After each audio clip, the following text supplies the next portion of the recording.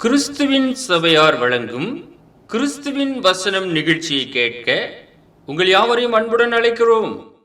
கிறிஸ்துவின் வசனம், இது கிறிஸ்தவர் கீதம். பரிசுத்த வேதம் பறைசாற்றும் வசனம், கிறிஸ்துவின் வசனம், இது கிறிஸ்தவர் கீதம். கிறிஸ்துவின் சபையார் வாழ்த்தி வழங்கும் கிறிஸ்துவின் வசனம், இது கிறிஸ்தவர் கீதம். கிறிஸ்துவின் வசனம், கிறிஸ்துவின் வசனம், கிறிஸ்துவின் வசனம். வேதாகம செய்தி நேரத்திற்கு வரவேற்கிறோம்.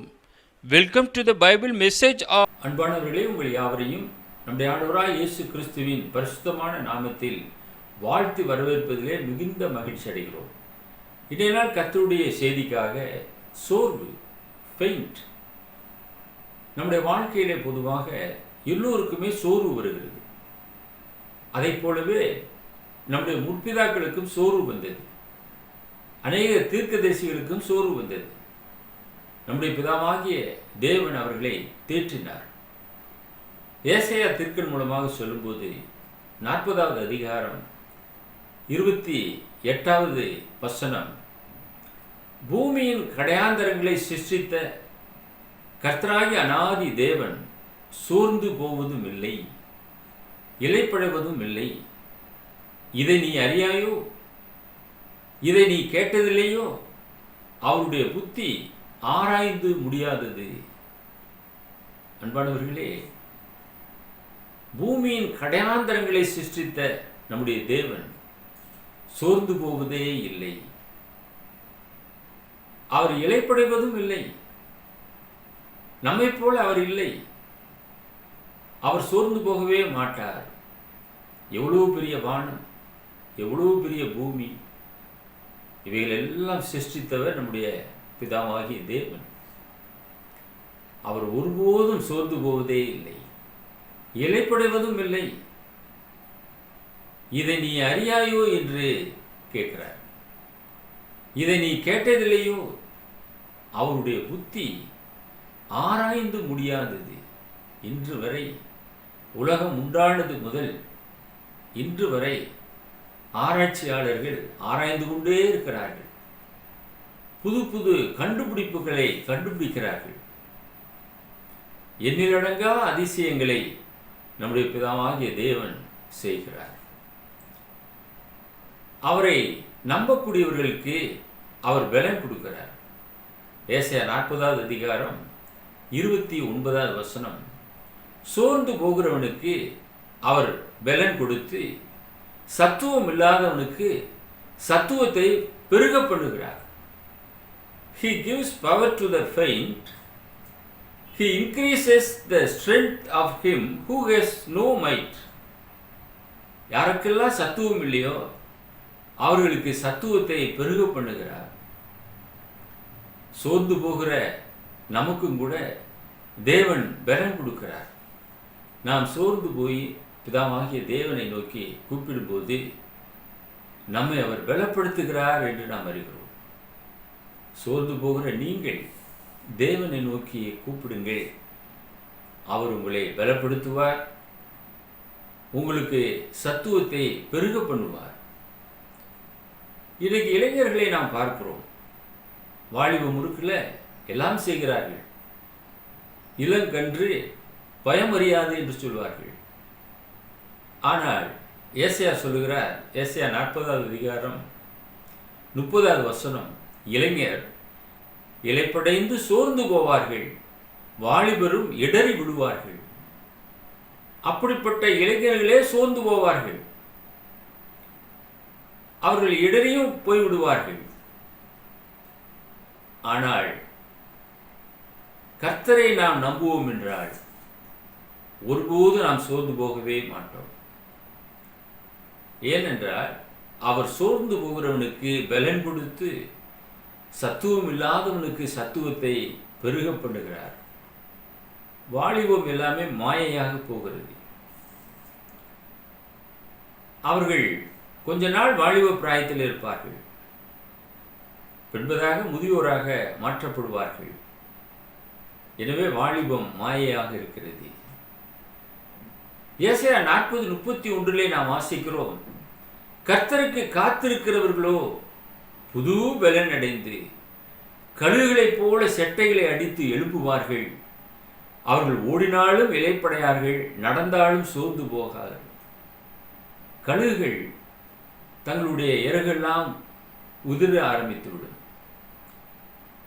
மறுபடியும் அந்த கழுகுகளுக்கு புதிய சிறகுகள் முளைக்க ஆரம்பிக்கும்.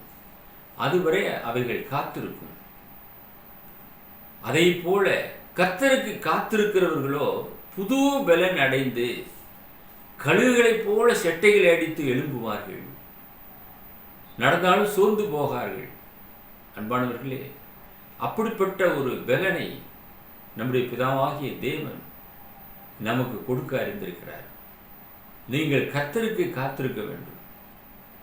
மனிதர்களுக்கு அநேகர் காத்திருந்து ஏமாற்றத்தோடு திரும்பி வருகிறார்கள். நாசியிலே சுவாசமுள்ள மனுஷனை நம்புவதை விட்டுவிடுங்கள் என வேதம் சொல்லுகிறது. நம்புவதற்கு அவன் எம்மாத்திரம்?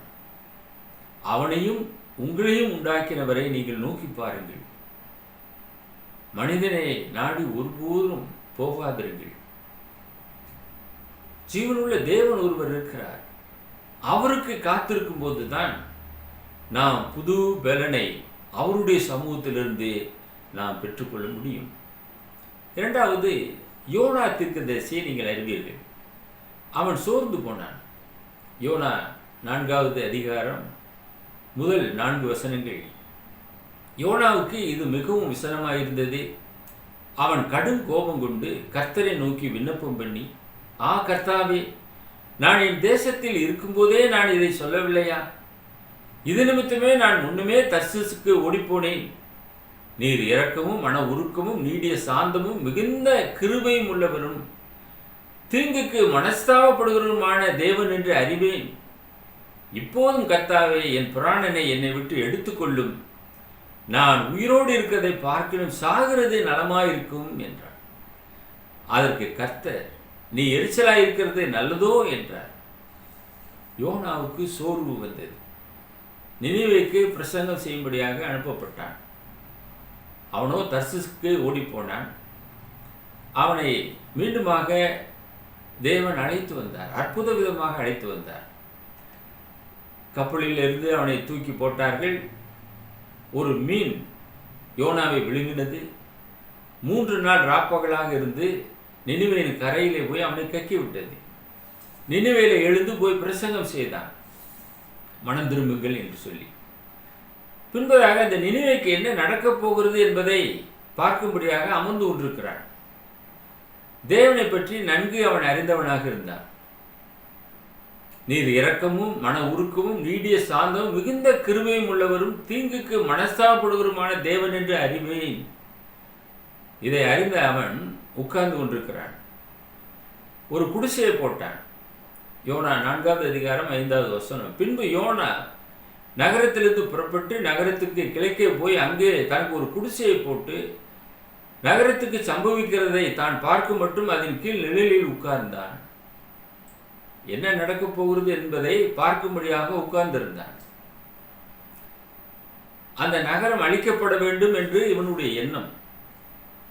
ஆனால் நினிவேயின் ஜனங்கள் ரெட்டுடுத்தி மனம் திரும்பினார்கள். யோனா 4வது அதிகாரம் 6-7 வசனங்கள். யோனாவுடைய தலையின் மேல் நிழல் உண்டாயிருக்கவும் அவனை அவனுடைய மனமடிவுக்கு நீங்களாக்கவும் தேவனாய் கர்த்தர் ஒரு ஆமணக்கு செடியை முளைக்க கட்டளையிட்டு அதை அவன் மேல் ஓங்கி வளர பண்ணினார். அந்த ஆமணக்கின் மேல் யோனா மிகவும் சந்தோஷப்பட்டான். மறுநாளிலே கிழக்கு வெளுக்கும்போது அந்த நேரத்தில் தேவன் ஒரு பூச்சியை கட்டளையிட்டார். அது ஆமணக்கு செடியை அரித்து போட்டது. அதனால் அது காய்ந்து போயிற்று. ஒரு நாளிலே முளைக்க பண்ணினார் ஆமணக்கு செடியை. தேவன் எவ்வளவு அற்புதமானவர்! ஒரு செடி முளைக்க வேண்டும் என்றால் அதற்கு விதை போட வேண்டும், நீர் ஊற்ற வேண்டும், பல மாதங்கள் அது வளர வேண்டும். ஆனால் ஒரே நாளிலே இந்த ஆமணக்கு செடியை தேவன் முளைக்க செய்தார். யோனாவுக்கு மனமடிவை உண்டாக்க வேண்டும் என்பதற்காக தேவன் இதை செய்தார். தேவன் எதையும் எப்படி செய்ய வல்லவர் என்பதை இந்த வசனம் நமக்கு சுட்டி காண்பிக்கிறது.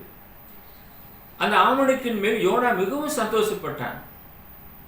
ஆனால் மறுநாளிலே கிழக்கு வெளுக்கும்போது தேவன் ஒரு பூச்சியை கட்டளையிட்டார்.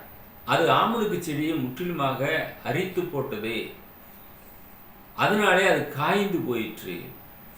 இதை பார்த்த யோனா என்ன செய்தார்? யோனா 4வது அதிகாரம் 8வது வசனம், தனக்குள்ளே சாவை விரும்பினான். நான் உயிரோடு இருக்கிறதை பார்க்கிறோம், சாகிறது நலமாயிருக்கும் என்றார். He said, it is better for me to die than to live. நான் ஏன் உயிரோடு கூட இருக்கணும்? செத்து போனால் நலமா இருக்கும். ஒரு தீர்க்கதரிசியே இந்த விதமான ஒரு முடிவுக்கு வந்திருக்கிறார் என்றால், இன்றைக்கு இருக்கிற பலவீனமான கர்த்தருடைய பிள்ளைகளை நினைக்கும் போது அவர்கள் மிகவும் சோர்ந்து போய் இவனைப் போல சொல்லக்கூடும். ஒருபோதும் அப்படி சொல்லாதிருங்கள். வேதம் சொல்லுகிறது, சாகிறவனுடைய சாவை கர்த்தர் விரும்புகிறது இல்லை. ஆனால் யோனா அந்த விதமாக சொன்னான், நான் உயிரோடு இருக்கிறதை பார்க்கிறேன், சாகிறது நலமாயிருக்கும் என்றான். அந்த ஆமனுக்கு நிமித்தமாக அவன் அவ்வளவு தூரம் எரிச்சல் அடைந்தான். எவ்வளோ பேர் இருக்கிறார்கள், அவர்களை அழித்து போடுவாரா? அவர்களை காப்பாற்ற தேவன் சித்தம் கொண்டார். நினிவேக்கு இறங்கினார் என்று நாம் பார்க்கிறோம். யோனா 4வது அதிகாரம் 11வது வசனம், அப்பொழுது தேவன் யோனாவை நோக்கி, நீ ஆமனுக்கு நிமித்தம் எரிச்சலாயிருக்கிறது நல்லதோ என்றார். அதற்கு அவன், நான் மரண பரியந்தம் எரிச்சலாயிருக்கிறது நல்லதுதான் என்றான். அதற்கு கர்த்தர், நீ பிரயாசப்படாததும் நீ வளர்க்காததும் ஒரு ராத்திரிலே முளைத்து ஒரு ராத்திரிலே அழிந்து போனதுமான ஆமனுக்காக பரிதபிக்கிறாயே, வலது கைக்கும் இடது கைக்கும் வித்தியாசம் அறியாத 120,000 பேருக்கு அதிகமான மனுஷரும் அநேக மிருக ஜீவன்களும் இருக்கிற மகா நகரமாகிய நினிவேக்காக நான் பரிதவியாமல் இருப்பேனோ என்றார். அன்பான சகோதரி சகோதரியே, நாம் ரட்சிக்கப்பட்டு விட்டோம். இந்த உலகத்திலே இன்னும் ரட்சிக்கப்படாத கோடிக்கணக்கான ஜனங்கள் இருக்கிறாங்க. ஏன் இன்னும் இந்த உலகத்தை தேவன் அழிக்கவில்லை? ஏன் இன்னும் பார்த்து கொண்டிருக்கிறார்? சீக்கிரம் அழித்தால் நாம் நித்தியத்திலே அவரோடு கூட வாழலாம் என்று நாம் நினைக்கலாம். ஆனால் வேதம் சொல்லுகிறது, ஒருவரும் கெட்டு போகாமல் எல்லாரும் மனம் திரும்ப வேண்டும் என்று தேவன் நீடிய பொறுமை உள்ளவராக இருக்கிறார். அன்றைக்கு நினிவே ஜனங்களை எப்படி ரட்சித்தாரோ அதே போல ரட்சிக்கும்படியாக தேவன் சித்தமுள்ளவராக இருக்கிறார் என்பதை நாம் அறிய வேண்டும்.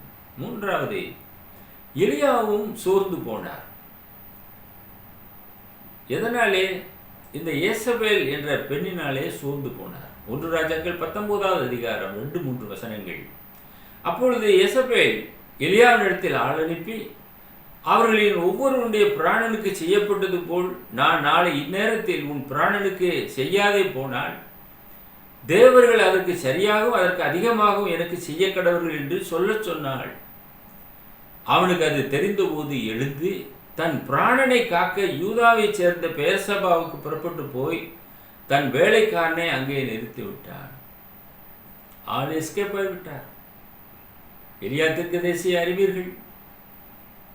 மழை பெய்யணும்னா மழை பெய்யும், மழை பெய்ய வேண்டாம்னா மழை பெய்யாது.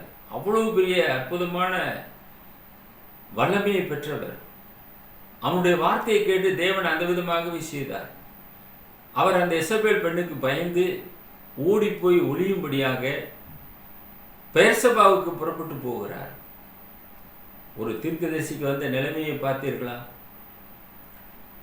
1 ராஜாக்கள் 19வது அதிகாரம் 4-5 வசனம் சொல்லுகிறது, அவன் வனாந்தரத்தில் ஒரு நாள் பிரயாணம் போய் ஒரு சூரை செடியின் கீழ் உட்கார்ந்து தான் சாக வேண்டும் என்று கோரி, போதும் கர்த்தாவே, என் ஆத்துமாவை எடுத்துக்கொள்ளும், நான் என் பிதாக்களை பார்க்கலும் நல்லவன் அல்ல என்று சொல்லி ஒரு சூரை செடியின் கீழ் படுத்துக்கொண்டு நித்திரை பண்ணினான். அப்போது ஒரு தூதன் அவனை தட்டி எழுப்பி, எழுந்திரு, போஜனம் பண்ணு என்றான். தேவன் தீர்க்கதரிசிகளை ஏற்படுத்துகிறார்.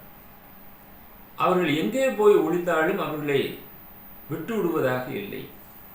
மீண்டுமாக அவர்களை சந்திக்கிறார். சோர்ந்து போகிற அவர்களை பலப்படுத்துகிறார் என்று நாம் அறிகிறோம். இங்கே எலியா தீர்க்கதரிசியை பலப்படுத்தினார். ஒரு நாள் பிரயாணம் போய் ஒரு சூரியச்செடியின் கீழாக படுத்துக்கொண்டார். யோனா இப்படி ஆமனுக்கு செடியின் கீழாக குடிசை போட்டு உட்கார்ந்திருந்தாரா? அதை போல இவர் ஒரு சூரியச்செடியின் கீழே உட்கார்ந்து கொண்டு யோனாவை போல தான் சாக வேண்டும் என்று கோரி, போதும் கர்த்தாவே, என் ஆத்துமாவை எடுத்துக்கொள்ளும், நான் என் பிதாக்களை பார்க்கலும் நல்லவன் அல்ல என்று சொல்லுகிறார். சோறு வரும்போது சாவை விரும்ப ஆரம்பிக்கிறார்கள். ஒரு தீர்க்கதரிசியே விரும்பி இருக்கிறார். அந்த அளவுக்கு பயம். எசபெல் அந்த பெண்மணி என்னை கொன்று போட்டு விடுவாள் என்ற ஒரு பயம். கர்த்தருடைய தூதன் எலியாவை சந்திக்கிறார். தட்டி எழுப்புகிறார். படுத்திருக்கிற அவனை தட்டி எழுப்புகிறார். 1 ராஜாக்கள் 19வது அதிகாரம் 7-8 வசனங்கள். கர்த்தருடைய தூதன் திரும்பவும் 2ஆம் தரம் அவனை தட்டி எழுப்பி, எழுந்திரு, போஜனம் பண்ணு, நீ பண்ண வேண்டிய பிரயாணம் வெகு தூரம் என்றான். அப்போது அவன் எழுந்திருந்து புசித்து குடித்து அந்த போஜனத்தின் பலத்தினால் 40 நாள் இரவு பகல் ஒரே பெண்ணும் தேவனுடைய பர்வதம் மட்டும் நடந்து போனான். He arose and ate and drank and went in the strength of that meat 40 days and 40 nights unto Horeb, the mount of God. தேவனுடைய பர்வதம் மட்டுமாக அவன் கடந்து செல்கிறான். பிதாவாகிய தேவன் அவனை தேவதூதனை அனுப்பி தட்டி எழுப்பி உணவு கொடுத்தார். உணவை சாப்பிட்டுட்டு மறுபடியும் படுத்துட்டான். மறுபடியும் 2ஆம் தரமும் அவனை தட்டி எழுப்புகிறார். ஆண்டவராய் இயேசு கிறிஸ்து பேதுருவை சந்திக்கும் போது 3 முறை அவனை சந்திக்கிறார். என் ஆடுகளை மேய்ப்பாயாக என்று அவனை பார்த்து சொல்லுகிறார். 3 முறை சொல்லுகிறார். 1 ராஜாக்கள் 19வது அதிகாரம் 9-10 வசனங்களுக்கு நாம் வரும்போது, அங்கே அவன் ஒரு கெபிக்குள் போய் தங்கினான். இதோ கர்த்தருடைய வார்த்தை அவனுக்கு உண்டாகி, அவர், எலியாவே, இங்கே உனக்கு என்ன காரியம் என்றார். அதற்கு அவன், சேனைகளின் தேவனாகிய கர்த்தருக்காக வெகு பக்தி வைராக்கியமாக இருந்தேன். இஸ்ரவேல் புத்திரர் உமது உடன்படிக்கையை தள்ளிவிட்டார்கள். உம்முடைய பலிபீடங்களை இடித்து உம்முடைய தீர்க்கதரிசிகளை பட்டயத்தினாலே கொன்று போட்டார்கள். நான் ஒருவன் மாத்திரம் மீதியாய் இருக்கிறேன். என் பிராணனையும் வாங்க தேடுகிறார்கள் என்றான். நான் ஒரு ஆள் தான் தப்பிச்சு வந்தேன். என் பிராணனை வாங்க தேடுகிறார்கள். ஆகினாலே இந்த கெபிக்குள்ளாக நான் ஒளிந்திருக்கிறேன் என்று சொல்லுகிறான். கர்த்தருடைய பதில், எலியாவே, இங்கே உனக்கு என்ன காரியம்? நான் இங்கே ஓய்வெடுக்க முடியாது. இளைப்பாறுகிற காலம் இனி வருகிறதாக இருக்கிறது. இங்கே நாம் இளைப்பாறவே முடியாது. நாம் ஓட்டத்தை முடித்தாக வேண்டும். பவுல் சொன்னதைப் போல அழைக்கப்பட்ட அழைப்பை நாம் நிறைவேற்றியாக வேண்டும். எலியா அந்த காரியத்தை அவன் செய்ய வேண்டும். அவனை துரிதப்படுத்துகிறார். இங்கே உனக்கு என்ன காரியம் என்று கேட்கிறார். அதற்கு அவன் விளக்கம் சொல்லுகிறான். தீர்க்கதரிசிகள்லாம் பட்டயத்தினாலே கொன்று போட்டார்கள். நான் ஒருத்தன் மாத்திரம் மீதியாக இருக்கிறேன். என் பிராணனையும் வாங்க தேடுகிறார்கள் என்றார். அன்பானவர்களே, சோர்ந்து போன அவனை தேவன் பலப்படுத்தினார். 4வதாக நாம் பார்க்கும்போது, அப்போஸ்தலனாகிய பவுல் சொல்லுகிறார், நான் சோர்ந்து போகிறதில்லை என்று சொல்லுகிறார். 1 கொரிந்தியர் 4வது அதிகாரம் முதல் 2 வசனங்கள். இப்படிப்பட்ட ஊழியத்தை உடையவர்களாகிய நாங்கள் இரக்கம் பெற்றிருப்பதால் சோர்ந்து போகிறதில்லை. As we have received mercy, we faint not. இப்படிப்பட்ட ஒரு ஊழியத்தை நாங்கள் பெற்றிருக்கிறோம். எப்படிப்பட்ட ஒரு ஊழியத்தை? இயேசுவினிடத்திலிருந்து அற்புதமான ஒரு ஊழியத்தை பெற்றிருக்கிறோம். உன்னதமான ஒரு பணி, உன்னதமானவருக்கு ஊழியம் செய்யக்கூடிய ஒரு பணி. அதனாலே நாங்கள் சோர்ந்து போகிறதில்லை. சோர்ந்து போகிறவனுக்கு அவர் பலன் கொடுக்கக்கூடியவர். சத்துவம் உள்ளாதவனை சத்துவத்தை பெருக பண்ணக்கூடியவர். ஆகையினாலே சோர்ந்து போகிறதில்லை என்பதை அடித்து சொல்லுகிறார் அப்போஸ்தலனாகிய பவுல். வெட்கமான அந்தரங்க காரியங்களை நாங்கள் வெறுத்து தந்திரவாய் நனவாமலும் தேவ வசனத்தை புரட்டாமலும் சத்தியத்தை வெளிப்படுத்துகிறதுனாலே தேவனுக்கு முன்பாக எல்லா மனுஷருடைய மனசாட்சிக்கும் எங்களை உத்தமர் என்று விளங்க பண்ணுகிறோம். எல்லாத்தையும் அவங்க வெறுக்கிறாங்க. அந்தரங்க காரியங்கள் எல்லாம் வெறுக்கிறார்கள். தந்திரமாய் நடக்கவில்லை. யாரையும் தந்திரமாக பிடிக்கணும்னு அவசியமே கிடையாது. சிலர் சொல்லுவாங்க, எப்படியாவது அவங்கள நம்ம கொண்டு வரணும், நம்ம பேச்சில் திறமையாக அவங்கள வசப்படுத்த வேண்டும். அப்படியெல்லாம் நாம் சுவிசேஷம் சொல்லி ஒருவரை ஆதாயப்படுத்த வேண்டிய அவசியம் இல்லை. உள்ளது உள்ளது என்று சொல்லுங்கள், இல்லதை இல்லது என்று சொல்லுங்கள், சுவிசேஷத்தை சொல்லுங்கள். அதனால் தந்திரமாய் அவர்கள் நடக்கவில்லை, தேவ வசனத்தை புரட்டவில்லை, மனிதனுக்காக புரட்டி பேசவில்லை, சத்தியத்தை வெளிப்படுத்தினார்கள். தேவனுக்கு முன்பாக எல்லா மனுஷனுடைய மனசாட்சிக்கு முன்பாக தங்களை உத்தமர் என்று விளங்க பண்ணினார்கள்.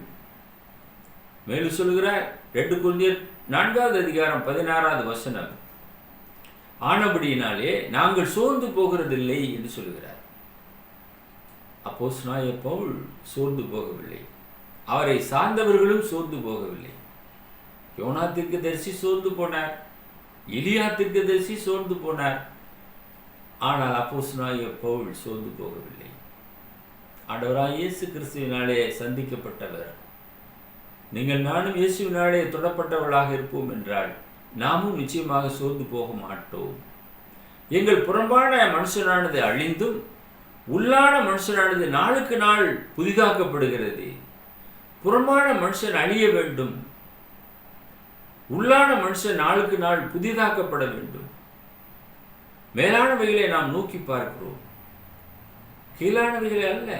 பரத்துக்குரிய காரியங்களை நாம் நோக்கி பார்த்தவர்களாக வெற்றியுள்ள கிறிஸ்தவர்களாக வாழ வேண்டும். புறம்பான மனுஷன் அழிக்கப்பட வேண்டும், அதை சிலுவையில் தூக்கி ஆணி அடிக்க வேண்டும். இயேசுவை நோக்கி பாருங்கள். எபிரேயர் 12 முதல் 3 வசனத்திலே அவர் எவ்விதமாக தன்னை முழுவதுமாக ஒப்பு கொடுத்தார் என்று எபிரேய ஆசிரியர் தெளிவாக சொல்லியிருக்கிறார். அவரை நாம் நோக்கி பார்க்க வேண்டும். அவர் எங்கும் உண்மை உள்ளவராக இருந்தார். தேவனுடைய சித்தத்தின்படியாக ஜெபித்தார். தேவனுடைய சித்தத்தை நிறைவேற்றினார் இந்த பூமியில் இருக்கிற நாட்களிலே. அவரை போல நீங்களும் நானும் அவருடைய அடிச்சூடுகளை பின்பற்றி தேவனுடைய பிள்ளைகளாக நாம் மாறி தேவ சித்தத்தை நிறைவேற்றுவோம். எபிரேயர் 12 5-6 அன்றியும் என் மகனே, கர்த்தருடைய சிட்சையை அற்பமாய் எண்ணாதே, அவரால் கடிந்து கொள்ளப்படும் போது சோர்ந்து போகாதே. கர்த்தர் எவனிடத்தில் அன்பு கூறுகிறாரோ அவனை அவர் சிட்சித்து தாம் சேர்த்து கொள்ளுகிற இந்த மகனையும் தண்டிக்கிறார் என்று பிள்ளைகளுக்கு சொல்லுகிறது போல உங்களுக்கு சொல்லுகிற புத்திமதியை மறந்தீர்கள். இன்றைக்கு சிட்சையை அநேகர் ஏற்றுக்கொள்ள மறுக்கிறார்கள். வசனம் தெளிவாக சொல்லுகிறது, என் மகனே, கர்த்தருடைய சிட்சையை அற்பமாக எண்ணாதே. அவரால் கடிந்து கொள்ளப்படும் போது நாம் சோர்ந்து போகவே கூடாது. நன்மைக்கு தான் கடிந்து கொள்ளுகிறார். எவனிடத்திலே கர்த்தர் அன்பு கூறுகிறாரோ அவனை அவர் சிட்சிக்கிறார். தாம் சேர்த்துக் கொள்ளுகிற எந்த மகனையும் தண்டிக்கிறார். ஒரு தகப்பன் தன்னுடைய பிள்ளையை சிட்சிக்கிறார் அவனுடைய நன்மைக்காக. அதே போல பிதாவாகிய தேவன் நம்முடைய நன்மைக்காகவே சில சிட்சைகளை அவர் கொடுக்கின்றார்.